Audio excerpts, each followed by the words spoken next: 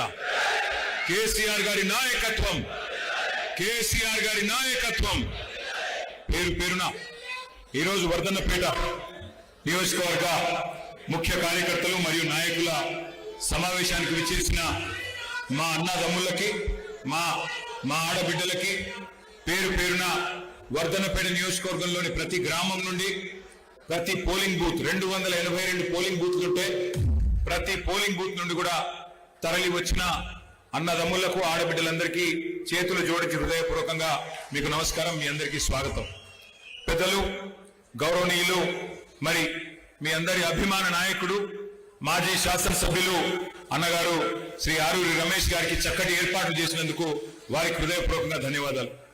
అట్లాగే ఈ జిల్లాకి, హనుమకొండ జిల్లాకి అధ్యక్షత వహిస్తున్న గౌరవ పెద్దలు మాజీ చీఫ్ విప్ శ్రీ దాస్యం వినయ్ భాస్కర్ గారికి, అట్లాగే పెద్దలు జనగామ శాసనసభ్యులు పార్టీ ప్రధాన కార్యదర్శి శ్రీ పల్లా రాజేశ్వర రెడ్డి గారికి, మాజీ మంత్రివర్యులు పెద్దలు రాష్ట్ర ప్రధాన కార్యదర్శి శ్రీమతి సత్యవతి రాథోడ్ గారికి, గౌరవ మాజీ శాసనసభ్యులు మాజీ ఉప ముఖ్యమంత్రి పెద్దలు డాక్టర్ తాటికొండ రాజయ్య గారికి, గౌరవ మాజీ శాసనసభ్యులు పెద్దలు అన్న మరి గండ్ర వెంకట రమణారెడ్డి గారికి, గౌరవ హుజూరాబాద్ శాసనసభ్యులు తమ్ముడు శ్రీ పాడి కౌశిక్ రెడ్డి గారికి, గౌరవనీయులు రుణ విముక్తి కమిషన్ మాజీ అధ్యక్షులు సోదరులు శ్రీ నాగుర్ల వెంకటేశ్వర్లు గారికి, మన పార్లమెంట్ నుంచి 2023లో పోటీ చేసిన అన్న మాజీ జిల్లా పరిషత్ చైర్మన్ శ్రీ సుధీర్ కుమార్ గారికి, కూడా మాజీ అధ్యక్షులు గౌరవనీయులు శ్రీ మర్రి యాదవ్ రెడ్డి గారికి, రైతు బంధు సమితి మాజీ అధ్యక్షురాలు సోదరి శ్రీమతి లలితా యాదవ్ గారికి, మా తమ్ముడు ఎమ్మెల్సీగా వీరోచితంగా పోరాటం చేసిన తమ్ముడు శ్రీ ఏనుగు రాకేష్ రెడ్డి గారికి, అట్లాగే వేదిక పైన ఉన్న మరి ఈ నియోజకవర్గానికి ప్రత్యేకంగా ఈ ఎస్ఐఆర్ మరియు మెంబర్షిప్ కార్యక్రమానికి ఇన్ఛార్జ్ గా విచ్చేసిన తమ్ముడు, యువ నాయకుడు, ఉత్సాహవంతుడు, మన వరంగల్ కార్పొరేషన్ మాజీ డిప్యూటీ మేయర్ శ్రీ మసూద్ గారికి, అట్లాగే మరి వివిధ డివిజన్ల అధ్యక్షులు, గౌరవనీయులైన మాజీ కార్పొరేటర్లు, గౌరవ పెద్దలు, పేరు పేరున అందరికీ, పత్రికా మిత్రులకు అందరికీ హృదయపూర్వకంగా నమస్కారాలు. ఈరోజు ఈ సమావేశం చూస్తూ ఉంటే, మీరు క్రమశిక్షణగా పద్ధతిగా కూర్చున్న పద్ధతి చూస్తుంటే నాకిదేదో కార్యకర్తల సమావేశం లాగా లేదు. తెలంగాణ రణక్షేత్రంలో ఎప్పుడు ఎలక్షన్లు వస్తాయా, ఎప్పుడు కొదమ సింహాల్లాగా దుంకి మరి అటు కాంగ్రెస్ ఇటు బీజేపీని మట్టి కలిపిద్దామా అన్నట్టుగా ఉన్న కొదమ సింహాల్లాగా మీరందరూ కూడా కనబడతా ఉన్నారు. మామూలు విషయం కాదు.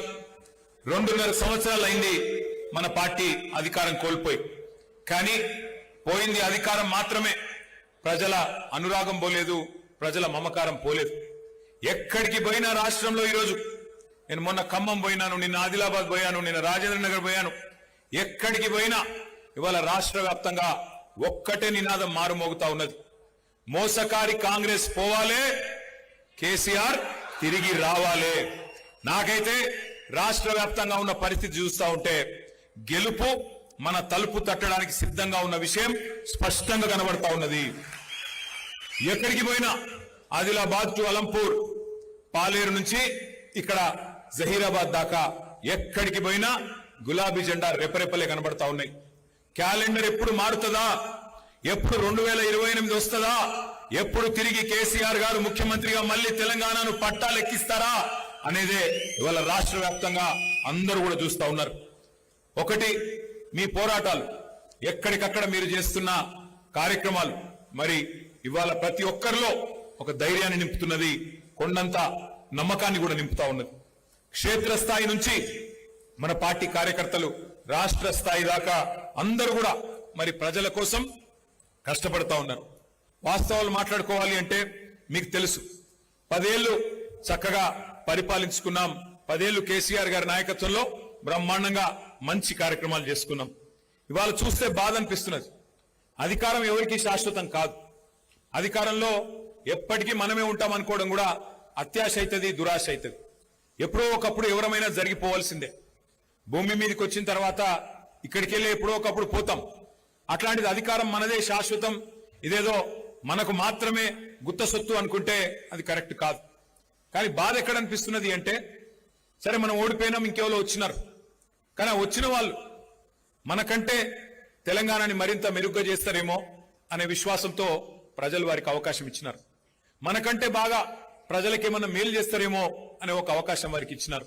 కానీ వాళ్ళు చూస్తుంటే ఏ నియోజకవర్గం పోయినా, ఏ జిల్లా పోయినా, రాష్ట్రంలో ఏ మారుమూల పల్లెకి పోయినా ఒకటే ఆవేదన, ఒకటే ఆక్రందన కనబడుతున్నది. 10 ఏళ్లు తెలంగాణ భారతదేశానికే ఒక దీపస్తంభం లాగా, ఒక టార్చ్ బేరర్ లాగా నిలబడ్డది. కానీ ఇవాళ ఒక దశ దిశ లేకుండా పోయింది కాంగ్రెస్ పరిపాలనలో. నిజంగా చెప్పాలంటే దేశమంతా వదిలించుకున్నది ఈ కాంగ్రెస్ అనే దరిద్రాన్ని.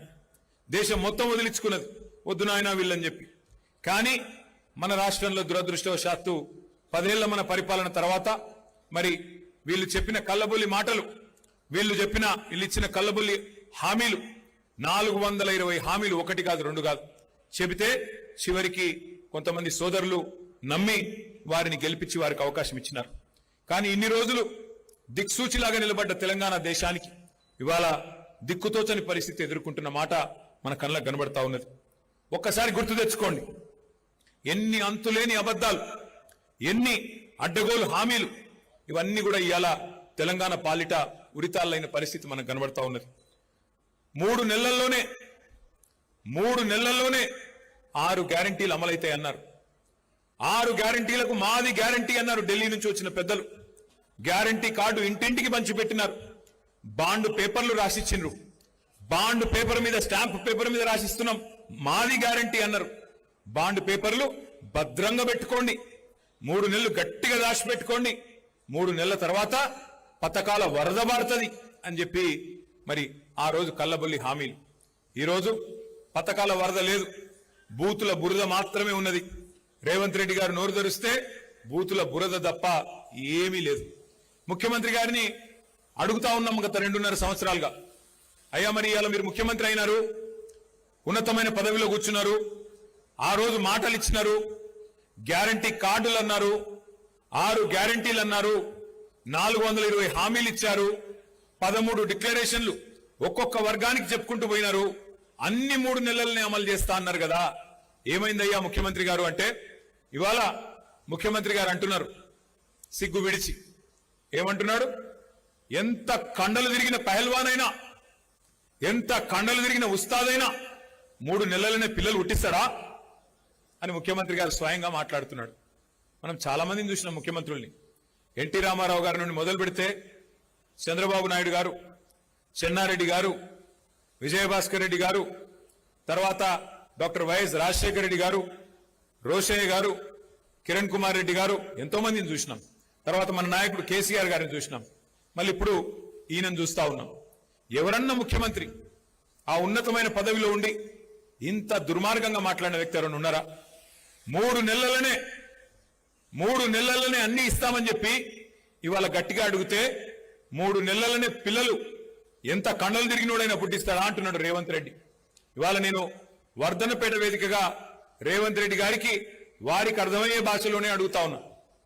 3 నెలల్లో పిల్లలు పుట్టరు, మాకు కూడా తెలుసు, మాకు కూడా పిల్లలు ఉన్నారు, మాకు కూడా పెళ్ళైంది, మాకు కూడా పిల్లం ఉంది, మాకు అందరికీ తెలుసు 3 నెలల పిల్లలు పుట్టరని. మేమేం తెలివి తక్కువలం కాదు. కానీ వాళ్ళ తెలంగాణ ప్రజలు అడుగుతున్నారు రేవంత్ రెడ్డి, 3 నెలల పిల్లలు పుట్టరు ఓకే, కానీ 30 నెలల్లో పుట్టకపోతే నిన్నేమనాలని నన్ను అడుగుతున్నా. నేను 30 నెలలు అయిపోయింది కదా,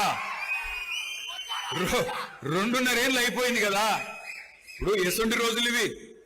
ఆ మధ్యన ఒక సినిమా వచ్చింది అర్జున్ రెడ్డి అని, సూపర్ హిట్ సినిమా. ఇప్పుడు ఈ సినిమా వచ్చింది రేవంత్ రెడ్డి అని, అటర్ ఫ్లాప్ సినిమా. ఇవాళ రేపు మన పిల్లగాళ్ళు ట్రైలర్ చూస్తేనే చెప్పేస్తున్నారు సినిమా హిట్ ఆఫ్ అట్ట.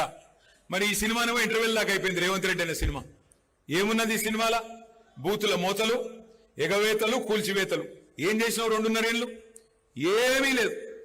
గట్టిగా అడిగినావు అనుకో, ఏమైనా రైతు బంధు ఏది? రేవంత్ రెడ్డి గారు నువ్వు నరికితివి కదా, నవంబర్లో తీసుకుంటే 10,000, డిసెంబర్లో తీసుకుంటే 15,000 అంటివి. ఏమాయా రేవంత్ రెడ్డి గారు అంటే నీ లాగుల తొండలిడిచి పెడతా.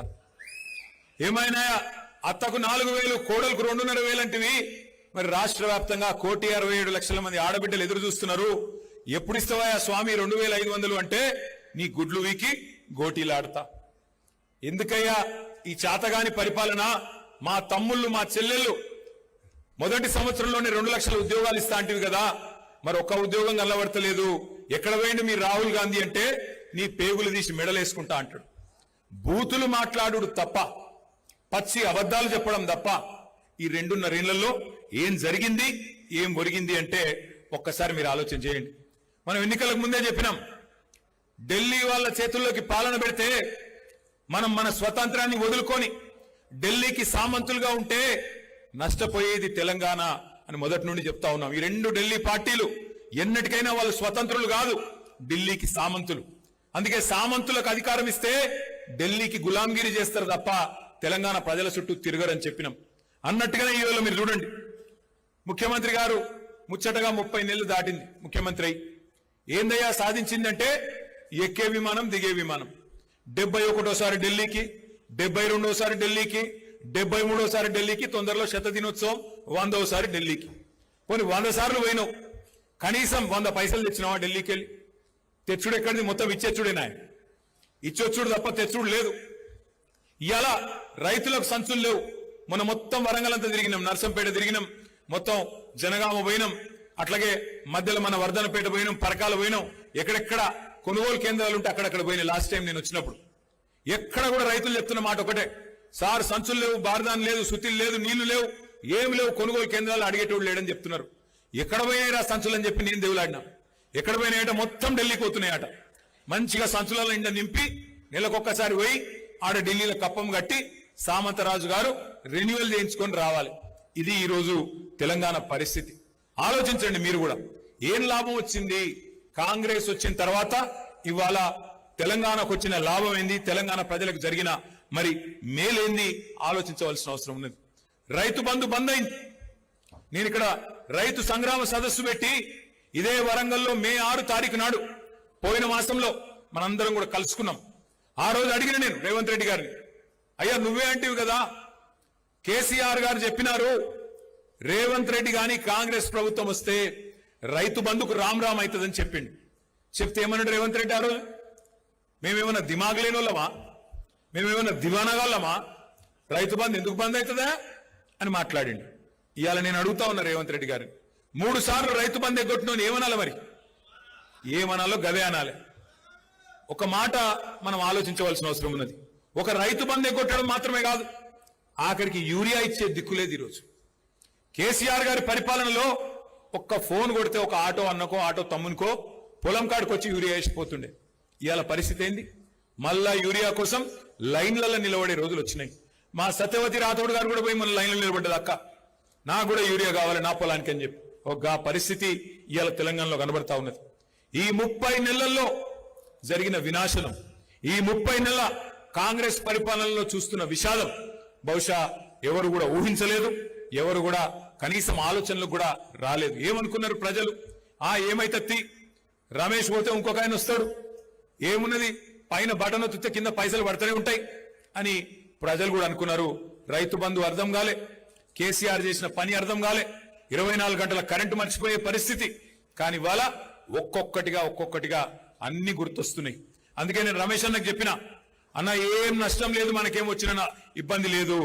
ఎందుకంటే అప్పుడప్పుడు గాడిదని చూస్తేనే గుర్రం విలువ కూడా తెలుస్తుంది ప్రజలకు, గాడిదల్ని చూస్తేనే గుర్రం విలువ ఏందో కూడా తెలుస్తుంది, చీకటిని చూస్తేనే వెలుగు విలువ కూడా అర్థమవుతుంది.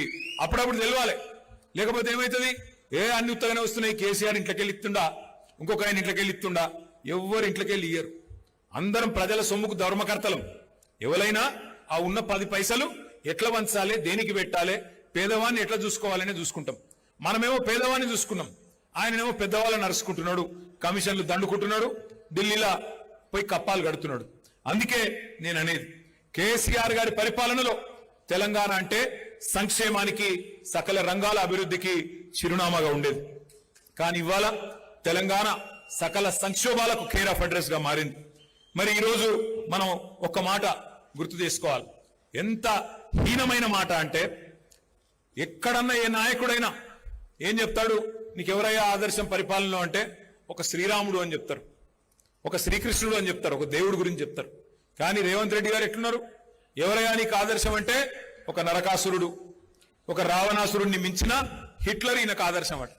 Hitler, I demolished like anything, సుశీరాన్ని ఎంత బాగా గులగొట్టినో అని చెప్పి బెంగళూరు పోయి గప్పాలు చెప్తున్నాడు రేవంత్ రెడ్డి. అంటే ఆయన వినాశకరమైన ఆలోచన విధానానికి ప్రతీక అది. హిట్లర్ను ఆదర్శంగా తీసుకునే వాడికి ఏం చెప్తాం మనం, ఏమని అడుగుతాం మనం?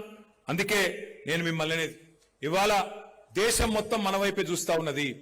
తెలంగాణలో ఈ దిగజారిన రాజకీయం, తెలంగాణలో ఈ తీవ్రమైన దాష్టికం ఏదైతే జరుగుతున్నదో రైతాంగం మీద ఏం జరగబోతున్నది అని చెప్పి మొత్తం దేశం మన వైపే చూస్తా ఉన్నది. అబద్ధాలను నమ్మి ప్రజలు ఇచ్చిన తీర్పు, దానికి ఫలితం ఈ మార్పు. అందుకే ఇవాళ దేశం మొత్తం చూస్తున్నది. ఇందిరమ్మ రాజ్యం అంటే ఇంటింటా సంక్షోభం అని అందరికీ అర్థమైంది. మరి మనందరి మనసులో నిండా ఉంది, మళ్ళా కేసీఆర్ సార్ రావాలి, మళ్ళా వర్ధనపేటలో గులాబీ జెండా ఎగరాలి, మళ్ళా ఆరూరు రమేష్ గారు మళ్ళా మీ నాయకత్వంలో మీ అందరి అభిమానంతో తప్పకుండా తిరిగి ఎమ్మెల్యే కావాలి అనే కోరిక మీ అందరికి ఉన్నది. కానీ కోరిక కేవలం మనసులో ఉంటే సరిపోదు. గట్టిగా మనం పనిచేస్తేనే, గట్టిగా మనం ముందుకు వస్తేనే రేపటి రోజున ఫలితం కూడా వచ్చే అవకాశం ఉంది. వాళ్ళ రైతులు తీవ్ర సంక్షోభంలో ఉన్నారు. రైతు బంధుకు రామ్ రామ్, రైతు బీమా కూడా కనీసం కడతలేడు. 7,600 మంది రైతులకు రైతు బీమా కూడా వచ్చిన పరిస్థితి లేదు. యూరియా దొరుకుతలేదు, కరెంటు చక్కగా వస్తలేదు. ఆఖరికి ఇక పంటల కొనుగోలు అయితే నాకంటే బాగా మీకు తెలుసు. కానీ మీకు ఒక మాట చూపెట్టాలి, నేను కూడా ఒక వీడియో తెచ్చిన. పంటల కొనుగోలు విషయంలో కాంగ్రెస్ పార్టీ ప్రతిపక్షంలో ఉన్నప్పుడు ఏం చెప్పింది, వ్యవసాయం గురించి ఏం చెప్పిందో ఒక్కసారి ఆ వీడియో ప్లే చేయాలని మా తమ్ముళ్ళని నేను కోరుతా ఉన్నా. నేను అడుగుతున్నా, నరేంద్ర మోడీ ఒట్లు కొనేది ఉంటే నువ్వేమన్నా బ్రోకర్ గాడివి, దళారీ పని చేస్తావా? రాష్ట్ర ప్రభుత్వం దగ్గర డబ్బులు లేవా? 2.5 లక్షల కోట్ల రూపాయల బడ్జెట్ ఉన్నప్పుడు రైతుల దగ్గర కొనాల్సింది నువ్వు. ఇక్కడున్న పేదలు, ఇక్కడున్న రైతులు, ఇక్కడున్న యువకులు, ఇక్కడున్న మహిళలు, ఇక్కడున్న దళితులు, గిరిజనులు, బలహీన వర్గాల బిడ్డలు నీకు ఓటేసి నిన్ను ముఖ్యమంత్రిని చేస్తే నువ్వు కొనకుండా మోడీ కొనాలి, బోడిగాడు కొనాలి అని మోకాలకు బోడిగుండుకు లింకు పెట్టి మాట్లాడుతుంది రాష్ట్ర ముఖ్యమంత్రి. నువ్వు ఒట్లు కొననప్పుడు నీకు గద్దె మీద ఉండే అధికారం లేదు కేసీఆర్. నేను ఈ వేదిక మీద నుంచి మా పెద్దల అనుమతితో చెప్తున్నా, 10,000 కోట్ల రూపాయలు మాకి, మా కాంగ్రెస్ పార్టీ చివరి గింజ వరకు వరి ధాన్యం కొంటుంది, విదేశాలకు ఎగుమతి చేసి రైతులకు గిట్టుబాటు ధర, మంచి ధర 1960 రూపాయలే కాదు 500 రూపాయల అదనపు బోనస్. ఛత్తీస్గఢ్ లో ఎట్లయితే మా భూపేష్ బఘేల్ ముఖ్యమంత్రి ఇస్తుండో 500 రూపాయల అదనంగా బోనస్ ఇస్తాం. ఇప్పుడు ఏం మాట్లాడిండో విన్నారా? ముఖ్యమంత్రిని పట్టుకొని ఆ రోజు కేసీఆర్ గారిని పట్టుకొని బ్రోకర్ అన్నాడు. నువ్వేమన్నా బ్రోకర్వా? మోడీ కొంటేనే నువ్వు కొంటావా? 2.5 లక్షల కోట్ల బడ్జెట్ ఉంది, ఎందుకు కొనవు వడ్లు అన్నాడు. కొన్నాడా మరి మొన్న వడ్లు? కొన్నాడా కొనలేదా? మక్కలు కొన్నాడా? ఎన్ని రోజులు ఎదురు చూపులు? 60 రోజులు. నిన్నగాక మొన్న కేబినెట్ లో నిర్ణయం తీసుకున్నాడు. ఏం నిర్ణయం తీసుకున్నాడు? మోడీ ఎంత కొనమంటే గంతే కొంటా, మోడీ నాకు ఎంత కోటా ఇస్తే గంతే కోటా. ఇప్పుడే తెలియదు మీకు, వచ్చే సీజన్ లో తెలుస్తుంది. ఇప్పుడు తెలియదు మనకు, వచ్చే సీజన్ లో రైతులకు అర్థమవుతుంది రేవంత్ రెడ్డి గారు తీసుకున్న నిర్ణయం. ఇవాళ ఆయన మాట్లాడిన మాటలు మీరు విన్నారు. 10,000 కోట్ల రూపాయలు ఇస్తే చివరి గింజ దాకా మేమే కొంటాం. ప్రతి పంటకు బోనస్ ఇస్తాం. పత్తికి బోనస్, శనగలకు బోనస్, కందులకు బోనస్, జొన్నలకు బోనస్, వడ్లకు బోనస్, మక్కలకు బోనస్, అన్నిటికీ 500 రూపాయల బోనస్ ఇస్తాం. అట్లాగే వడ్లల్లో కూడా ఆ రోజు చెప్పలే, దొడ్డు వడ్లకి ఇస్తా అన్నాడు, సన్న వడ్లకి ఇస్తా అన్నాడు. కానీ ఇవాళ పరిస్థితి ఏంది? దేనికన్నా బోనస్ వస్తుందా? బోనస్ బోగస్ అయిపోయింది. వడ్లు కొనుడు లేదు, మక్కలు కొనుడు లేదు, పంటలు లేదు. ఆఖరికి మోడీ చెప్పినట్టు ఆయన ఎంత కొనమంటే ఎంత కోటా ఇస్తే అంతకే కొంటా అంటున్నాడు ముఖ్యమంత్రి రేవంత్ రెడ్డి. మరి ఇవాళ నేను కూడా అనొచ్చు, నువ్వు బ్రోకర్ వా అని నేను కూడా మాట్లాడచ్చు. కానీ నేనేమంటున్నా అంటే దయచేసి మీరు ఆలోచించండి. ఇట్లాంటి దుర్మార్గమైన ముఖ్యమంత్రి, రైతులను ఏడిపిస్తున్న ముఖ్యమంత్రి, ఆయనను ఎన్ని రకాలుగా తిట్టినా తప్పు లేదు. కానీ సంస్కారం అప్పుడప్పుడు అడ్డం వస్తుంది. ఎందుకంటే ఆయన కూర్చున్న కుర్చీ అసంటుంది. కాబట్టి నేను ఆయన ఏం తిట్టను, కానీ ఒకటి మాత్రం అడుగుతా. మరి అలా రేవంత్ రెడ్డి గారు మోడీ ఏదైతే కోటా ఇస్తాడో ఆ కోటా మందమే నేను కొంటా అంటున్నావు. మరి నువ్వేం చేస్తావు? కేసీఆర్ గారు ఉన్నప్పుడు యూరియా చక్కగా ఇచ్చిండు, కేసీఆర్ గారు ఉన్నప్పుడు విత్తనాలు టైంకి ఇచ్చిండు, కేసీఆర్ గారు ఉన్నప్పుడు నాట్లు వేసేటప్పుడే రైతు బంధు పడ్డది. కానీ నువ్వు వచ్చిన తర్వాత ఇలా రైతు బంధు టైంకు యూరియా దొరకదు, విత్తనాల సరఫరా పోలీస్ స్టేషన్లల్లా, మరి ఆఖరికి పంటల కొనుగోలు మోడీ ఎంత చెప్తే అంతకే చేస్తా అంటున్నావు. మరి నువ్వెందుకున్నావు? నీ దగ్గర మరి ఇంత పెద్ద బడ్జెట్ ఎందుకు? నువ్వెందుకు? నీకు ఆ పదవి ఎందుకు అని నేను అడుగుతా ఉన్నా. ఈ సందర్భంగా ఒక మాట మాత్రం పక్కా, కేంద్రం మీద ఇన్ని రోజులు డైలాగులు కొట్టిండు, చివరి గింజ దాకా కొనకపోతే యుద్ధం చేస్తా, పొడి చేస్తా అన్నాడు మొన్న ముఖ్యమంత్రిగా. ఇంతకుముందు చెప్పిన మాటలేమో ప్రతిపక్షంలో ఉన్నప్పుడు 2021-22లో చెప్పిండు. ఈ మధ్యన 4 డైలాగులు కొట్టిండు, అవి కూడా మీకు చూపెడతా. ముఖ్యమంత్రిగా కొట్టిన డైలాగులు పెట్టాలమ్మా. ఇది ముఖ్యమంత్రిగా మాట్లాడిన. ఈనాడు కిషన్ రెడ్డి గారికి విజ్ఞప్తి చేస్తున్నా, తక్షణమే తెలంగాణ రాష్ట్ర ప్రభుత్వం సేకరించిన ఓట్లు, తడిసిన ధాన్యంతో సహా కేంద్ర ప్రభుత్వంతో కొనిపించాలి. మా మొక్కలు, మా జొన్నలు, మా పొద్దుతిరుగుడు ఇత్తనాలు కేంద్ర ప్రభుత్వం కొనుగోలు చేయాల్సిందే. ఆ బాధ్యత కిషన్ రెడ్డి గారు తీసుకోవాల్సిందే. తడిసినవైనా మిగతావైనా మొక్కలైనా ఈ ఇత్తనాలు కొనాలన్నా లేకపోతే ఈ ధాన్యం కొనాలన్నా కేంద్ర ప్రభుత్వం ముందుకు రావాలి. పంటల కొనుగోలు కూడా ఇందాక ఉత్తమ్ గారు చెప్పినట్టుగా కేంద్ర ప్రభుత్వం యొక్క విధి విధానాలకు అనుగుణంగానే తెలంగాణ రాష్ట్రంలో కూడా భవిష్యత్తు పంటల కొనుగోళ్లు ఉంటాయి. కేంద్ర ప్రభుత్వం యొక్క విధి విధానాలకు అనుగుణంగానే తెలంగాణ రాష్ట్రంలో కూడా భవిష్యత్తు పంటల కొనుగోళ్లు ఉంటాయి. అందుకే ఈనాడు కిషన్ రెడ్డి ఏమన్నాడు మొన్న? చివరి గింజ దాకా కొనాలి, కొనకపోతే కిషన్ రెడ్డి సంగతి చూస్తా, కేంద్ర ప్రభుత్వ సంగతి చూస్తా, ఇది చేస్తా అది చేస్తా అని చెప్పి తీస్మార్ ఖాన్ డైలాగులు కొట్టిండు మొన్నటిదాకా. ఇప్పుడేమంటున్నాడు? లేదు లేదు, కేంద్రం మీద యుద్ధం చేస్తా, పొడి చేస్తా, నరికేస్తా అన్నాడు. ఇలా అదేం లేదు, ఆఖరికి నువ్వు ఎంత అంటే అంతనే బాంచనని చెప్పి ఇలా బుడ్డర్ ఖాన్ మాటలు మాట్లాడుతున్నాడు రేవంత్ రెడ్డి. అందుకే నేను అనేది, మనమే మళ్ళీ విజృంభిస్తే తప్ప, మనమే మళ్ళీ కదం దొక్కితే తప్ప ఈ ప్రభుత్వం మారదు, వాళ్ళ ఆలోచన విధానం మారదు. ఒక మాట మాత్రం నేను మీకు చెప్పాలా, ఇవాళ ఏ కాంగ్రెస్ వాడైనా, మీ ఎమ్మెల్యే నాగరాజ్ అయినా, రేవంత్ రెడ్డి అయినా, అందరూ ఒకటి అబద్ధం నేర్చుకున్నారు, మంచి డైలాగ్ నేర్చుకున్నారు. ఏమైందా, పథకాలు ఎందుకు అమలు చేస్తలేరు అంటే, మొత్తం అప్పులపాలైపోయింది, ఆగమైపోయింది, మేమేం చేస్తాం, మా చేతిలో షిప్ ఉన్నది, ఏం చేయాలి, ఏడికెళ్ళి చేయాలి అని మాట్లాడుతున్నారు. ఒక మాట దయచేసి మీరందరూ కూడా మనసుకి ఎక్కించుకోవాలి, ఊర్లలో చెప్పాలి, చర్చ పెట్టాలి. ఎస్ అనుకుందాం, ఒక్క నిమిషం మీరు చెప్పే అబద్ధం ఒక్క నిమిషం నిజమే అనుకుందాం. కేసీఆర్ అప్పుల పాలు చేసిపోయిండు అంటారు మీరు. వెనకటికి ఎవడో ముఖం బాగా లేకపోతే అద్దం వల్ల కొట్టుకున్నాడట. అట్లా వీళ్ళు కూడా పాలన చేతగాక, పరిపాలించేది చేతగాక, నడిపే దమ్ము లేక, పథకాలిచ్చే తెలివి లేక ఇలా కేసీఆర్ గారిని బదనాం చేస్తున్నారు. కానీ ఒక నిమిషం మీరు చెప్పేది నిజమే అనుకుందాం, దబ్బన నిజమే అనుకుందాం. ఏం చేసిండు మరి కేసీఆర్ గారు? అప్పు చేసి 2,80,000 కోట్ల అప్పు చేసిండు కేసీఆర్. ఏం చేసిండు అంటే 1,00,000 కోట్ల రూపాయలు రైతుల ఖాతాల్లో డైరెక్ట్ గా వాళ్ళ ఖాతాలలోనే వేసిండు కేసీఆర్. స్వాతంత్ర భారతదేశ చరిత్రలో ఏ నాయకుడు చేయలే.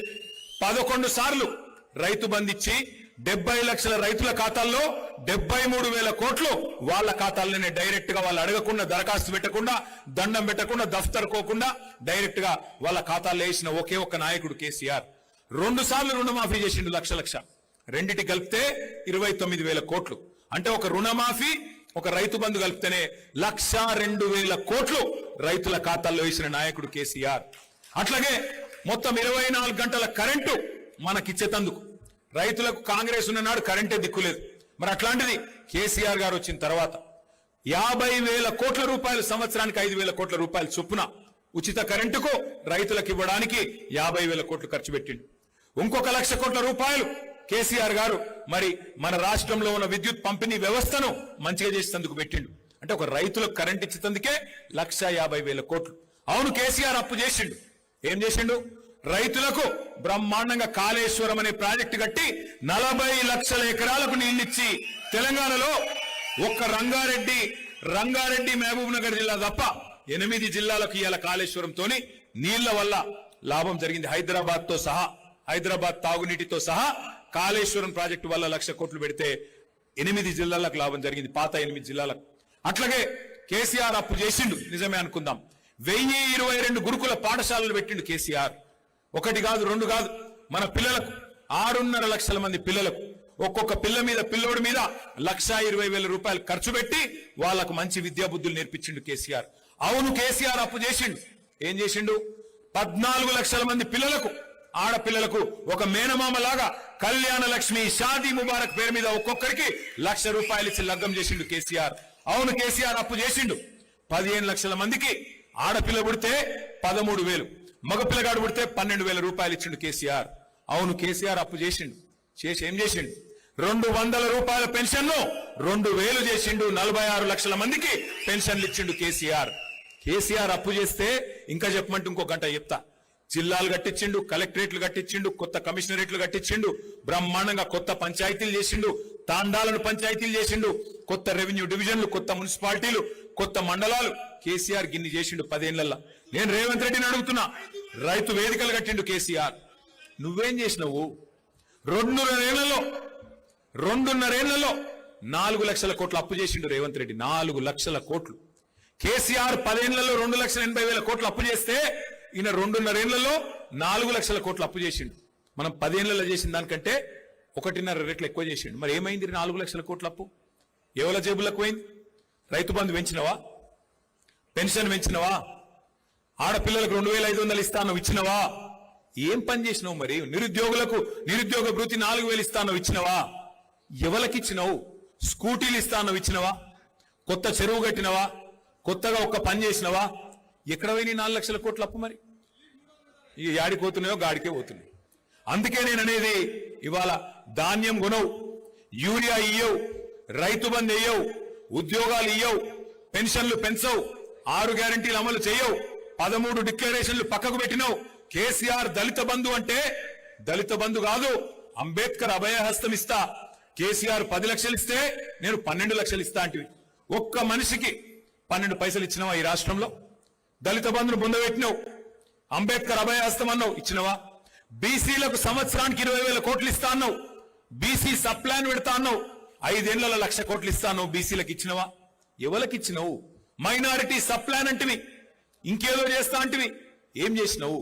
ఈ మాట అడిగితే రేవంత్ రెడ్డి గారికి తెలిసిన విద్య ఒకటే, కేసులు పెట్టాలి, ఇబ్బంది పెట్టాలి, కేసీఆర్ ను బదనాం చేయాలి, ఏదో ఒకటి చేసి మొత్తానికైతే ఆగమాగం చేయాలి.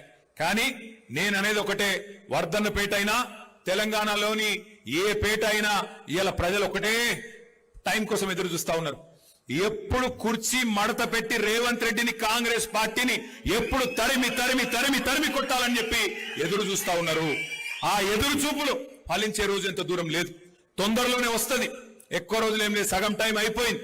ఇంకా ఒక 18 నెలలు మనం కష్టపడితే 16-18 నెలలు, ఆఖరి సంవత్సరం ఎట్లాగో ఎలక్షనే, 2028 మొత్తం ఎలక్షనే. ఆ సంవత్సరం ఏమి ఉండదు.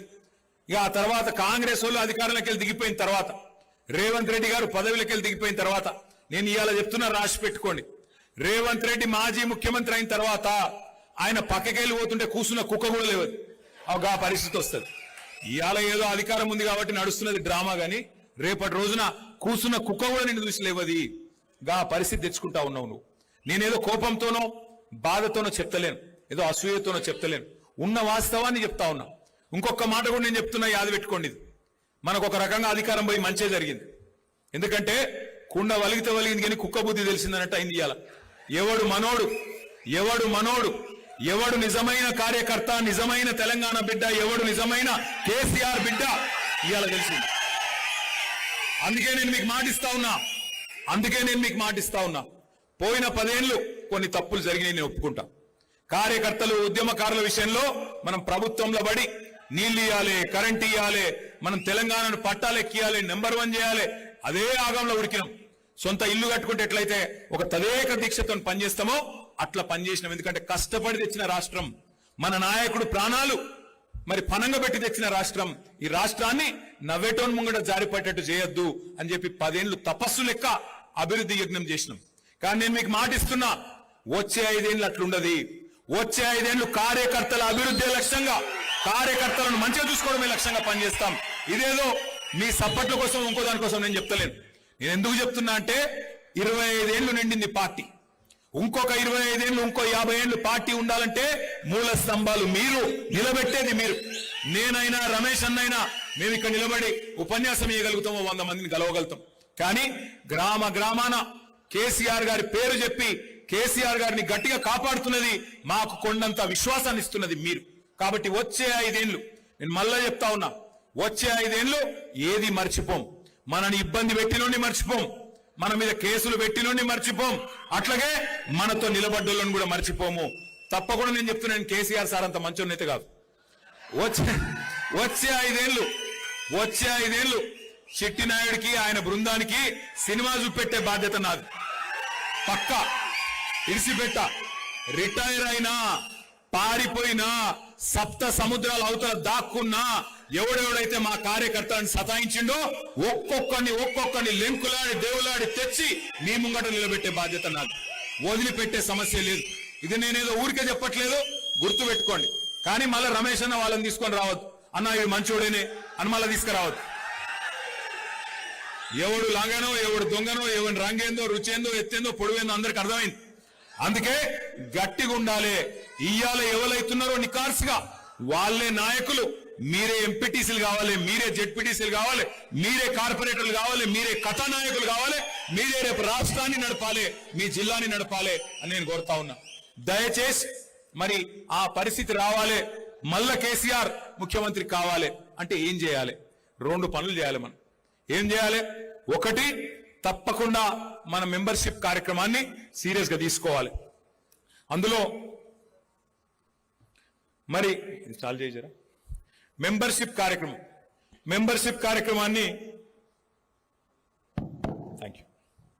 మెంబర్షిప్ కార్యక్రమాన్ని మనందరం కూడా సీరియస్ గా తీసుకుందాం. మీకు తెలుసు, మనకు పోయినసారి మనం మెంబర్షిప్ చేస్తే దగ్గర 60 లక్షల మంది సభ్యులైనారు. కానీ కేసీఆర్ గారు ఏమన్నారంటే ఈ 60 లక్షల మంది 70 లక్షల మంది అట్లా కాదు, రాశి కంటే వాసి ముఖ్యం. ఏ బూత్ లో అయినా సరే ఒక 10 నుంచి ఒక 20-25 మంది గట్టిగా కొట్లాడే దమ్మున్న నాయకులు ఉంటే చాలు. ఎందుకంటే ఒక బూత్ లో ఉండేది 1000 ఓట్లు. ఊరందరినీ చుట్టుకొచ్చి ఊరందరినీ సంజాయించేందుకు ఒక మంచి దళం ఉండాలి. కానీ మనకి ఇంతమంది ఉన్నారు, అంతమంది ఉన్నారు, 200 ఉన్నారు, 500 ఉన్నారు, అది లెక్క కాదు. అందుకే మంచి మెంబర్షిప్ యాప్ తయారు చేసినాం. అది ఎట్లా అంటే ఇదివరకేమో మీకు పుస్తకాలు ఇచ్చేది. అరే ఏమనకు రే పాపం పెద్ద మనిషి ఏమనకు, కూసో. అయితే ఇదివరకు మీకు మెంబర్షిప్ పుస్తకాలు ఇచ్చేది. ఆ పుస్తకాలలో ఏముండేది? పేరు, తండ్రి పేరు, అడ్రస్, ఓటర్ ఐడి నెంబరు అని చెప్పి మీ అందరికీ ఆ కాగితాలు ఇస్తే, పుస్తకాలు ఇస్తే మీరు నింపుకొని వచ్చేది, సభ్యత్వ రుసుము కట్టేది, మళ్ళీ పార్టీ ఆఫీస్కి ఇచ్చేది. కాకపోతే చాలాసార్లు ఏమవుతుందో నాకెరికే మీకెరికే, మీ నాయకులు గ్రామ స్థాయిలో నాయకులు ఉంటారు. మీరు మీ ఇంట్లో కూర్చొని రాస్తూనే ఉంటారు. అరే వాడు మనోడేనారా, మనోడే, రాయి అని చెప్పి ఎక్కడోళ్ళు అక్కడ రాసుకుంటారు తప్ప ఇల్లు తిరిగి చేయరు. అందుకే ఈసారి ఏం చేసినామంటే, మనం ఇవాళ రేపు సినిమా టికెట్లు ఫోన్లోనే కొంటున్నాం, ట్యాక్సీలు ఫోన్లోనే, తిండి ఫోన్లోనే కొడుతున్నాం, అన్ని ఫోన్లోనే నడుస్తుంది. ఇవాళ రేపు టీవీలు చూసుడు తగ్గింది, పేపర్లు చదువుడు తగ్గింది. ఏమనంటే ఫోన్ పట్టుకున్నాడు ఇట్లా ఇదే నడుస్తున్నది ఇవాళ రేపు. అందుకే మరి ఇలా పిల్లలు కూడా బాగా తేజున్నారు, మన యువకులు, మన కార్యకర్తలు. అందుకే ఏమనుకున్నామంటే ఈసారి మన మెంబర్షిప్ కూడా, మన సభ్యత్వ నమోదు కూడా డిజిటల్ పద్ధతిలో మంచిగా కొత్త తరహాలో చేయాలి అని ఆలోచన చేసింది. అంటే ఏంటిది డిజిటల్ పద్ధతి అంటే? ఏం లేదు, మెంబర్షిప్ ఒక యాప్ ఉంటుంది. మీకు ప్రతి బూత్ లో మీకు ఒక 2 పిల్లలకి, చాకు లాంటి పిల్లలకు ట్రైనింగ్ ఇస్తాం, పార్టీ ట్రైనింగ్ ఇస్తుంది. ట్రైనింగ్ లో కూడా పెద్ద అందులో ఏం ఆగమయ్యేది ఏం లేదు.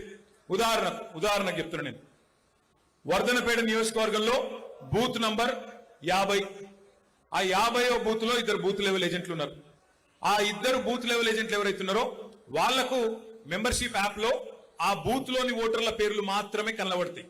వేరే పక్క బూత్ కనబడది, యువతల బూత్ కనబడదు, 51 కనబడది, 49 కనబడదు. మీ బూత్ లో ఉండే కార్యకర్తల పేర్లు మాత్రం, మీ బూత్ లో ఉండే ఓటర్ల పేర్లు మాత్రమే మీకు కనబడతాయి. మీరు ఇంటింటికి పోవాలి. పోయినాక ఉదాహరణకు అక్కడ ఒక ఆయన రమేష్ అని ఉన్నాడు. మీరు ఏం లేదు, ఆ యాప్ లో రమేష్ అని కొడితే ఆ మీ బూత్ లో ఉండే రమేష్ల పేర్లు అన్ని వస్తాయి. అందులో అసలు రమేష్ ఎవరో, మీరు చూస్తున్న రమేష్ ఎవరో, ఆరూరి రమేషా లేకపోతే ఇంకో రమేష, జోరిక రమేషా చూసుకోవాలి. అది ఒత్తాలి. ఒత్తినాక ఆయన పేరు, తండ్రి పేరు, అడ్రస్, ఓటర్ ఐడి అన్ని వచ్చేస్తాయి ఆటోమేటిక్ గా. మీరు మళ్ళీ టైప్ చేసే అవసరం లేదు, ఆటోమేటిక్ గా యాప్ లోకి ఎక్కుతుంది. మీరు 2 పనులు చేయాలి. ఒకటి, వెంటనే ఆయన ఫోన్ నంబర్ తీసుకోవాలి.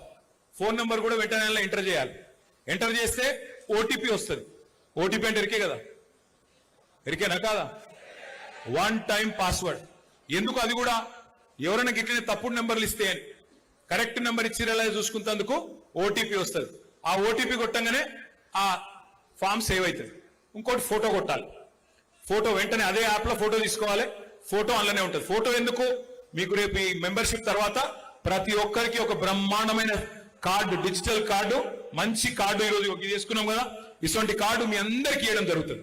ఇది ఎందుకు, రేపు మనం అధికారంలోకి వచ్చిన తర్వాత ఈ కార్డు ఇట్లా మీరు కీసలు పెట్టుకొని ఏ ఆఫీస్కి పోయినా వాళ్ళు సల్యూట్ కొట్టి మీకు పని చేయాలి, మంచిగా గౌరవం ఇవ్వాలి, తప్పకుండా రేపు మంచిగా చూసుకోవాలనే ఉద్దేశంతో ఆ కార్డు. అట్లే ఇంకొక పని కూడా చేస్తున్నాం. ఇప్పుడు నేను చెప్పేది డేంజర్ ముచ్చట. చాలా మంది ఏం చేస్తారు, ఆడికాడికి ఎక్కడో అక్కడనే ఆయనతో నింపేస్తారు, అక్కడనే కూర్చొని నింపుతారు. ఈ యాప్లో ఏం పెట్టినామంటే ఈసారి మీరు ఎక్కడ ఉన్నారో తెలుసుకునే తందుకు ఒక బటన్ కూడా పెట్టినాం. ఆ బటన్ ఒత్తితే జీపీఎస్ అంటే తెలుసు కదా, లాటిట్యూడ్ లాంగిట్యూడ్, నువ్వు రమేష్ ఇంటి ముంగట్టున్నావా నీ ఇంట్లో ఉన్నావా అది కూడా తెలిసిపోతుంది. ఇక తప్పించుకునే అవకాశం లేదు. నీ ఇంట్లో కూర్చొని నువ్వు మొత్తం సపరేట్ కలర్ మొత్తం రాసినవా లేకపోతే నిజంగానే కరెక్ట్ గా చేసినవా ఇది కూడా తెలిసిపోతుంది. కాబట్టి మెంబర్షిప్ యాప్ ఏదైతున్నదో ఇది తొందరలోనే బూత్ కి 2 చొప్పున మీకు ట్రైనింగ్ ఇవ్వడం జరుగుతుంది. దయచేసి మరి వర్ధన్నపేటలో గతంలో మీరు 1,00,000 ఓట్ల మెజారిటీతో గెలిచిన నియోజకవర్గం వర్ధన్నపేట, 99,000 చిల్లర ఓట్లతో గెలిచిన నియోజకవర్గం. మెంబర్షిప్ లో కూడా 282 బూత్లలో నంబర్ 1 గా వర్ధన్నపేట నిలబడాలి. మరి దానికి బాధ్యత మీరే తీసుకోవాలని చెప్పి నేను మిమ్మల్ని అందరినీ కోరుతా ఉన్నాను. రమేష్ అన్న కంటే ఎక్కువ బాధ్యత మీదే. ఇంకొకటి, ఇక రెండో కార్యక్రమం, ఒకటే యూత్ కే ఇస్తాం. యూత్ కాకపోతే ఫోన్ ఎవరికి నడిపిస్తుందా, మీకే నడిపిస్తుంది. రెండవది SIR అనే కార్యక్రమం చాలా అవుతుంది. SIR, ఈ SIR గురించి దయచేసి ఒక 5 నిమిషాలు జాగ్రత్తగా వినాలి. ఒక చిన్న ప్రజెంటేషన్ కార్యక్రమం ఉన్నది. ఈ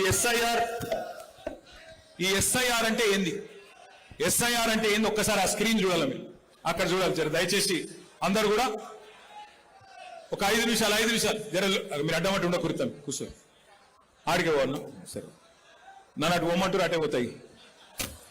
SIR అనే కార్యక్రమం ఏంటిది, ఆ స్క్రీన్ దయచేసి ఒక 10 నిమిషాలు, ఒక 5-10 నిమిషాలు ఒడగొట్టుకుందాం. జర దయచేసి అందరు కూడా శ్రద్ధ పెట్టాలి. ఈ SIR అంటే ఏంది? SIR అంటే ఇదేదో కొత్త విషయం కాదు, బ్రహ్మ పదార్థం కాదు. SIR అంటే special intensive revision. Voter list ను జల్లెడబట్టే కార్యక్రమం, ఓటర్ లిస్ట్ ను వడవోసే కార్యక్రమం SIR. ఇందులో ఏం లేదు, 4 విషయాలు ఇందులో ముఖ్యమైన విషయాలు. SIR అనేది మరి మీకు డౌట్ రావచ్చు, అరే ప్రతి సంవత్సరం కూడా మనం ఓటర్ లిస్ట్ లో మార్పులు చేర్పులు ఉంటాయి కదా, కొత్తగా ఎవరికన్నా 18 ఏళ్ళు నిండితే వాళ్ళ పేరు రాసుకోవచ్చు కదా, మరి ఇదేం కార్యక్రమం అని చెప్పి మీకు అనుమానం రావచ్చు. ప్రతి సంవత్సరం జనవరి 1 నాడు ఎవరోళ్ళకు 18 ఏళ్ళు నిండుతాయో వాళ్ళ పేర్లు రాయించుకోవచ్చు. కానీ దీని ప్రత్యేకత ఏంటి అంటే ఇది ఇంటింటికి అధికారులు వస్తారు. ప్రతి సంవత్సరం మనం పోయి రాయించుకోవాలి అధికారుల దగ్గరికి, కానీ ఈసారి అట్లా కాదు, ఇంటింటికి అధికారులు వస్తారు. మరి next slide, next slide. SIR లో ప్రత్యేకత ఏంటి అంటే భారతదేశంలో SIR మొదటిసారి జరుగుతలేదు.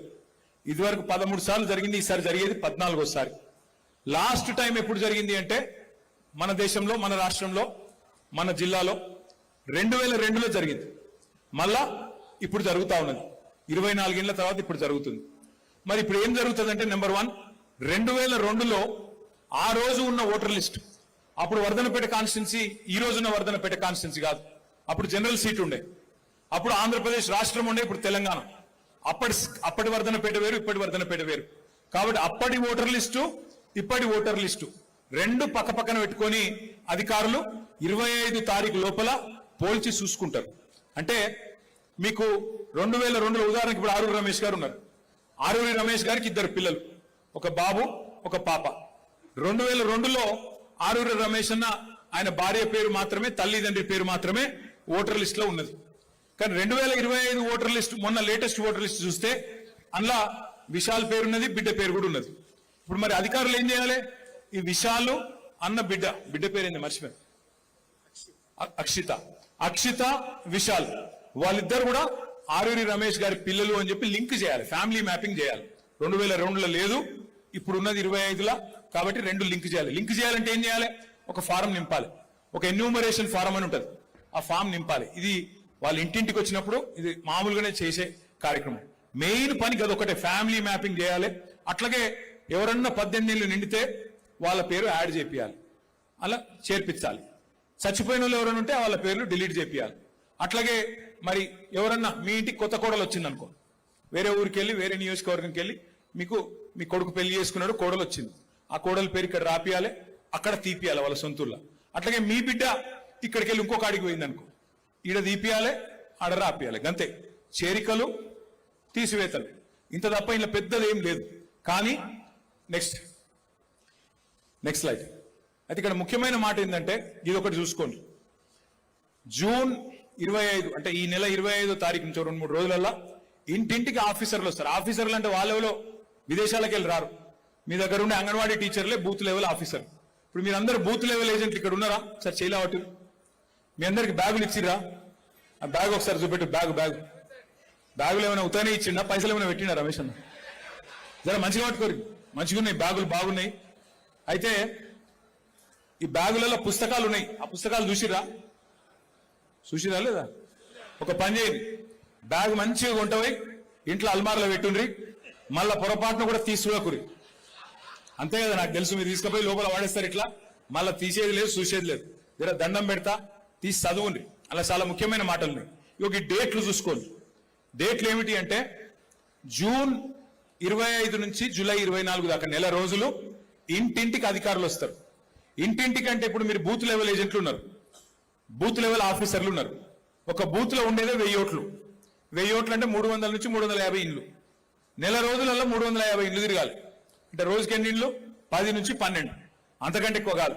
రోజుకు 10-12 ఇండ్లు తిరగాలంటే ఎంతసేపు అవుతుంది? 2 గంటలు అవుతుంది. ఆ 2 గంటల కంటే ఎక్కువేం కాదు. అయితే అనుమానం ఎక్కడొస్తుంది అందరికంటే, ఎందుకు సీరియస్ గా తీసుకోవాలంటే ఈ మధ్యలో మీరు పశ్చిమ బెంగాల్ చూడండి, అక్కడ ఉన్న ప్రభుత్వం పోయింది, 95 లక్షల ఓట్లు తీసేసింది. వాళ్ళు ఓడిపోయింది 42 లక్షల ఓట్లతో ఓడిపోయింది. బీహార్లో 65 లక్షల ఓట్లు తీసేసింది, అక్కడ లాలూ ప్రసాద్ యాదవ్ గారి పార్టీ ఓడిపోయింది. గట్లనే ఏమన్నా లంగతనం ఉంటుందా? అట్లనే ఏమన్నా మళ్ళీ కింద మీద చేసే ఆలోచన ఏమైనా ఉంటుందా? అందుకే మనం పక్కా కమిట్మెంట్ తో కరెక్ట్ గా తిరిగితే మనకు ఆ డేంజర్ ఉండద్దు. మళ్ళా కేసీఆర్ గారు ముఖ్యమంత్రి కావాలంటే ఈ ఎక్సర్సైజ్ కొద్దిగా మంచిగా చూసుకోవాలి, మళ్ళా మన ఓట్లు ఎక్కడ కూడా పోకుండా చూసుకోవాలన్న ఉద్దేశంతోనే ఈ శిక్షణ కార్యక్రమం ఈరోజు పెట్టుకుంటా ఉన్నాం. నెల రోజులు తిరిగినాక 31 జూలై రోజు లిస్టు వాళ్ళు ఎలక్షన్ కమిషన్ వాళ్ళు బూత్ వైజ్ పెడతారు. మీకేమైనా అనుమానం ఉందనుకో, అరే గిన పేరు తప్పు పడ్డది, ఇగో ఈ చచ్చిపోయిన ఓటు ఇట్లే ఉంది, లేదా ఈ అమ్మాయి పేరు మీద అబ్బాయి ఫోటో పడ్డది అని ఉంటే ఒక నెల రోజులు టైం ఉంటుంది. మొత్తం ఆగస్టు నెలంతా మనం అబ్జెక్షన్ ఫైల్ చేయొచ్చు. ఫామ్ 6, ఫామ్ 7, ఫామ్ 8 ఈ 3 రకాల ఫామ్స్ ఉంటాయి. చేరికలు తీసివేతలకు సంబంధించి ఏమైనా అడ్రస్ కింద మారితే దానికి సంబంధించి ఆ ఫామ్ నింపాలి, వాళ్ళకి అధికారికి ఇచ్చేయాలి. నెల రోజులు మనకు అభ్యంతరాలు ఏమైనా ఉంటే, అబ్జెక్షన్స్ ఏమైనా ఉంటే నెల రోజులు టైం మనకు ఆగస్టు మొత్తం ఉంటుంది. వాళ్ళు మన అభ్యంతరాలు తీసుకొని వాళ్ళు ఒక నెల రోజులు తీసుకుంటారు. సెప్టెంబర్ నెల మొత్తం మన అభ్యంతరాల మీద వాళ్ళు పరిష్కారం చేయాలి. చేసినాక ఆఖరికి అక్టోబర్ 1 నాడు final list voter list October 1కి పబ్లిష్ అవుతుంది. రేపు జరగబోయే వరంగల్ కార్పొరేషన్ ఎన్నికల్లో ఇదే ఓటర్ లిస్టు, రేపు జరగబోయే ఎంపీటీసీ ఓటర్ లిస్టులో ఎన్నికల్లో ఇదే ఓటర్ లిస్టు, రేపు జరగబోయే జిల్లా పరిషత్ ఎన్నికల్లో ఇదే ఓటర్ లిస్టు, రేపు జరగబోయే ఎమ్మెల్యే ఓటర్ ఎలక్షన్లు కూడా ఇదే ఓటర్ లిస్టు. ఇది వరకు అక్కడక్కడ డిఫరెన్స్ ఉంటుండే, ఇప్పుడు అట్లా కాదు, ఒకటే ఓటర్ లిస్ట్ ఉంటుంది, అదే అన్ని ఎలక్షన్లకు ఉంటుంది. కాబట్టే ఈ కార్యక్రమాన్ని మనం సీరియస్ గా తీసుకోవాలని నా ప్రార్థన. నెక్స్ట్ 282 బూతులు ఉన్నాయి మనకి. ఈ 282 బూతుల్లో మనం ఒక్కొక్కరు చొప్పున బూత్ లెవెల్ ఏజెంట్ను అపాయింట్మెంట్ చేసుకున్నాం. మీరు ఏం చేయాలి అంటే ఆ బూత్ లెవెల్ ఆఫీసర్ వెంబడ మీరు పోవాలి, ఇంటింటికి పోవాలి, చూసుకోవాలి ఆ ఫామ్ నింపినరా లేదా, ఏమైనా తప్పులు కొడుతుండ్రా, ఏమైనా మనలో ఓట్లు ఏమైనా తీసేస్తుండ్రా, 18 ఏళ్ళు నిన్న అందరికి వచ్చినాయా లేవా, ఇవన్నీ జాగ్రత్తగా చూసుకోవాలి. ఏమన్నా డూప్లికేట్ ఓట్లు ఉన్నాయా దాని గురించి కూడా నేను ఒక విషయం చెప్తాను. నెక్స్ట్ ఇట్లా ఏం లేదు, పెద్ద కన్ఫ్యూజ్ అయ్యేది ఏం లేదు. ఇది ఒక్కటే మెయిన్, ప్రతి పోలింగ్ బూత్ లో మనం సమన్వయం చేసుకోవాలి అధికారులతో. ఎందుకంటే తర్వాత చేతులు కాలినాక ఆకులు పట్టుకుంటే లాభం లేదు. అప్పుడప్పుడు ఏమవుతుంది, ఎలక్షన్ వచ్చినాక ఇస్తాం మనం, అరే ఈయన ఓటు ఉండే పోయింది అంటాం. అదేదో ఇప్పుడే చూసుకున్నాం అనుకో, మంచిగా బ్రహ్మాండంగా మనకు పని చేసుకుంటే అయిపోతుంది. ఒక ఆంగ్లంలో ఒక మంచి సామెత ఉంది. ఏం సామెత అంటే, the more you sweat in peace the less you bleed in war. The more you sweat in peace the less you bleed in war. అంటే ఏంటంటే, ఏ యుద్ధము లేనప్పుడు సైనికుడు ఎంత చెమట వడుపుతే యుద్ధంలో అంత తక్కువ రక్తం గారుతుంది. ముందు నువ్వు సరిగ్గా పని చేసుకొని నీ అస్త్రాలు శస్త్రాలు అన్ని చక్కగా పెట్టుకుంటే యుద్ధం అల్కగా అవుతుంది అనేది దాని ఉద్దేశం. అందుకే మనం ఈ టైంలో దీన్ని సీరియస్ గా తీసుకుంటే మంచిది. నెక్స్ట్, కొత్త ఓట్లు ఎట్లా రాయించాలి? ఈ 13 సర్టిఫికెట్లు ఏది ఇచ్చినా సరే, ఏ డాక్యుమెంట్ ఇచ్చినా ఓటు రాయాలి. ఇదంతా మీకు ఇచ్చిన డాక్యుమెంట్ లో ఉంది, మీకు ఇచ్చిన బుక్ లో ఉంది. బర్త్ సర్టిఫికెట్ ఉన్నా నడుస్తుంది, క్యాస్ట్ సర్టిఫికెట్ ఉన్నా నడుస్తుంది, ఏదున్నా కొత్త ఓటు రాయించే అధికారం మీకున్నది, మీకు తెలుసు. నెక్స్ట్, అయితే ఇక్కడ ఒక ఇంపార్టెంట్ పాయింట్ ఇది ఒక్కటి చూడండి జాగ్రత్తగా. చాలా సార్లు ఏముంటుంది, ఇప్పుడు వర్ధనపేటలో పల్లెటూరులో ఒక ఓటు ఉంటుంది, మళ్ళీ హన్మకొండలో ఇంకో ఓటు ఉంటుంది. చాలా మందికి ఉంటాయి అట్లా. కొంతమందికి మీ వర్ధనపేట కాన్స్టిట్యున్సీ పరిధిలో హసన్పర్తిలో ఒక ఓటు ఉంటుంది, హన్మకొండలో ఇంకో ఓటు ఉంటుంది. 2 నియోజకవర్గాల్లో ఓటు ఉంటాయి. కొంతమందికి హైదరాబాద్ లో 3వ ఓటు కూడా ఉంటుంది. ఒక ఎగ్జాంపుల్ చూడండి మీరు. మన జూబ్లీ హిల్స్ ఎలక్షన్ అయింది. జూబ్లీ హిల్స్ లా ఇది నిజమైన ఎగ్జాంపుల్, ఓటర్ లిస్ట్ లకెళ్ళి తీసుకున్నాం. ఇది ఒక అమ్మాయి ఉన్నది లావణ్య, ఆమె భర్త పేరు శ్రీనివాస్. ఆమెకు 5 ఓట్లు ఉన్నాయి. 2 జూబ్లీ హిల్స్ ఉన్నాయి, ఒకటి ముషీరాబాద్ కాన్స్టిట్యున్సీలు ఉంది, ఇంకోటి అంబర్పేటలో ఉంది, ఇంకోటి ఖైరతాబాద్ లో ఉంది. మీ వర్ధనపేటలో కూడా ఈ లిస్టు ఎంతమందికి ఇట్లా అనుమానాస్పదమైన డబల్ ఓట్లు ఉన్న వాళ్ళు ఎంతమంది ఉన్నారు, ఆ లిస్టు నా దగ్గర ఉంది. నేను ఆ లిస్టు తీసుకొని మన ఆరూరు రమేష్ అన్నకి ఇస్తా. రమేష్ అన్న ఏం చేస్తాడు, బూత్ల వారీగా మీకు పంచుతాడు. మీరేం చేయాలి చెప్తా అది కూడా. నెక్స్ట్, మీకు 2 ఇచ్చినాం ఇప్పుడు ఆ బ్యాగులో. ఒకటి హ్యాండ్ బుక్ ఇచ్చినాం. హ్యాండ్ బుక్ లో ఇప్పుడు నేను చెప్పిన వివరాలన్నీ ఉన్నాయి. 2వది వర్క్ బుక్. నెక్స్ట్, ఇది హ్యాండ్ బుక్. నెక్స్ట్, ఇది వర్క్ బుక్. వర్క్ బుక్ అంటే ఏంటి, మీ బూత్ పరిధిలో ఉన్న 1000 ఓట్లు. ఆ 1000 ఓట్లు వాటిలో అనుమానాస్పద ఓట్లు కూడా మీకు ఇస్తాం. అంటే అనుమానాస్పదం అంటే దబ్బన డబల్ ఓట్ ఏమైనా ఉందా చూసుకోండి అని. అది చూసుకోవాలి మీరు. చూసుకొని ఎక్కడైనా మ్యాపింగ్ అయిందా కాలేదా. ఇప్పుడు ఆరూరు రమేష్కి 2 పిల్లలు అని చెప్పినా కదా, అక్షిత, విశాల్. వాళ్ళిద్దరు పేర్లు వాళ్ళ నాయనకు వాళ్ళ అమ్మకు లింక్ అయినాయా లేవా చూసుకోవాలి. లింక్ కాకపోతే ఎన్యూమరేషన్ ఫామ్ నింపినరా లేదా ఆ వర్క్ బుక్ లా చెక్ పెట్టుకోవాలి. అంటే రోజుకు 10-12 ఇండ్లే మీరు తిరిగేది, అంతకంటే ఎక్కువ తిరిగేది లేదు, ఆగమయ్యేది లేదు. నెల రోజుల మీద మొత్తం 300 ఇండ్లు కవర్ చేయాలి. నెల రోజులలో 300 ఇండ్లు, రోజుకు 10 ఇండ్లు. ఆ 10-12 ఇండ్లు తిరిగి ఈ కార్యక్రమం చక్కగా చేసుకుంటే, మొత్తం పర్ఫెక్ట్ గా చేసుకుంటే మనకు తిరుగులేదు. లాస్ట్ లైఫ్ ఇది ఇంపార్టెంట్ పాయింట్. ఇది మేరా బూత్ మజ్బూత్ అంటే నేను వర్ధనపేట గెలవాలి, కేసీఆర్ సార్ సీఎం కావాలి అనుకొని డైలాగులు కొడితేనో ఉపన్యాసాలు కొడితేనో కాదు. ఎవరి బూత్ లో వాళ్ళు 282 బూతులలో ఎవరి బూత్ లో వాళ్ళు మీరు గట్టిగా తీర్మానం చేసుకొని, అరే నేను గట్టిగా నా బూత్ లో నేను మెజారిటీ చేస్తా, పక్క బూతులు ఏమైంది, పక్క ఊర్లో ఏమైంది, అక్కడ పట్టణంలో ఏమైంది నాకు అనవసరం. నా బూత్ వరకు నాకున్న 1000 ఓట్లల్లో నేను నా పార్టీకి ఖచ్చితంగా 501 ఓట్లు తెస్తా, 50% తెస్తా అని మీరు గట్టిగా అనుకుంటే. ఎందుకంటే నేను చాలాసార్లు చూసిన చాలా మంది నాయకులు ఏమంటారు, అరే నేను రాష్ట్ర స్థాయి నాయకుడిని, నేను అంతర్రాష్ట్ర నాయకుడిని, నేను జాతీయ నాయకుడిని, నేను జిల్లా నాయకుడిని, నేను కాన్స్టిట్యున్సీ లెవెల్ నాయకుడిని, నేను నా బూత్లో తిరుగుతాను అంటారు. అరే నీ బూత్లో గెలవకపోతే, నీ బూత్లో మెజారిటీ లేకపోతే నువ్వు ఎంతలావు నాయకుని అయితే నాకేం? నువ్వు ఇంట గెలిచి రచ్చ గెలవాలనా లేదా? ముందు నీ బూత్లో మెజారిటీ తేవాలనా లేదా? తేకపోతే నువ్వు ఎంత పార్టీ నాయకుని అయితే నాకేం చెప్పు. అందుకే నేను అంటున్నా, మీరు 282 బూతులలో ఏ బూతుల్లో ఆ బూత్లో గట్టిగా కూర్చొని మరి తీర్మానం చేసుకొని గట్టిగా ఈసారి గులాబీ జెండాకు నా బూత్ లో నేను మెజారిటీ తెస్తా, నా బూత్ లో నేను మెంబర్షిప్ లో కూడా నెంబర్ 1 ఉంటా అని మీరు గట్టిగా అనుకుంటే తప్పకుండా కేసీఆర్ గారు ముఖ్యమంత్రి అవుతారు. మళ్ళా మీ అందరి దయతో రమేష్ అన్న మళ్ళీ ఒక్కసారి అసెంబ్లీకి వస్తాడు. కాబట్టి మిమ్మల్ని అందరినీ ప్రార్థించేది, మిమ్మల్ని అందరినీ కోరేది, నేల విడిచి సాము చేయకండి.